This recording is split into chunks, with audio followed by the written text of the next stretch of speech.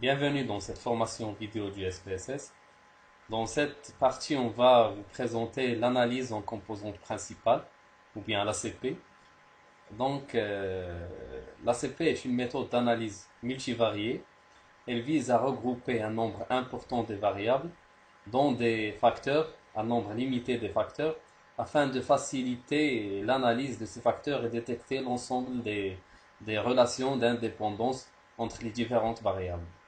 Donc, il y a un principe pour cette méthode, c'est que on ne peut pas utiliser l'ACP sur n'importe quel type de variable. L'ACP elle est utilisée dans les cas où nous avons des variables quantitatives. On peut aussi l'utiliser pour les variables qualitatives ordinales, mais pour les variables nominales, on utilise la méthode AFC ou bien ACM. Ici, on va travailler l'ACP, elle est utilisée pour les variables quantitatives ou bien variables ordinales. Pour la procédure SPSS, elle est très simple. Donc, euh, je vais cliquer sur le menu Analyse, puis je vais à Réduction des dimensions, puis Analyse factorielle. Dans mon cas, je vais choisir des variables ordinales. Comme j'ai dit que les variables ordinales peuvent être traitées par la méthode ACP. Donc je vais choisir un nombre important. Je vais les passer ici dans le champ variable. Puis je vais cliquer sur le bouton descriptive. Je vais sélectionner statistiques caractéristiques univariées et je vais sélectionner coefficient de corrélation. Puis je clique sur poursuivre. Je clique sur extraction. Je sélectionne composante principale.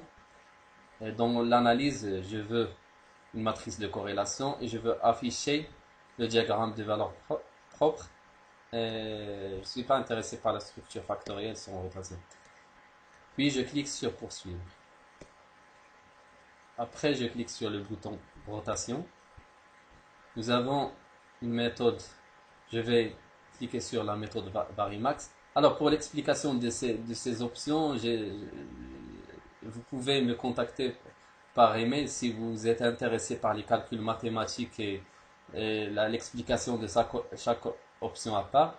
Donc, pour l'instant, je fais juste la procédure SPSS pour faciliter un peu la manipulation du logiciel.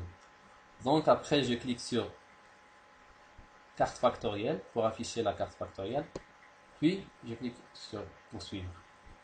Après le bouton facteur, je coche enregistrer des variables. Je laisse la méthode régression.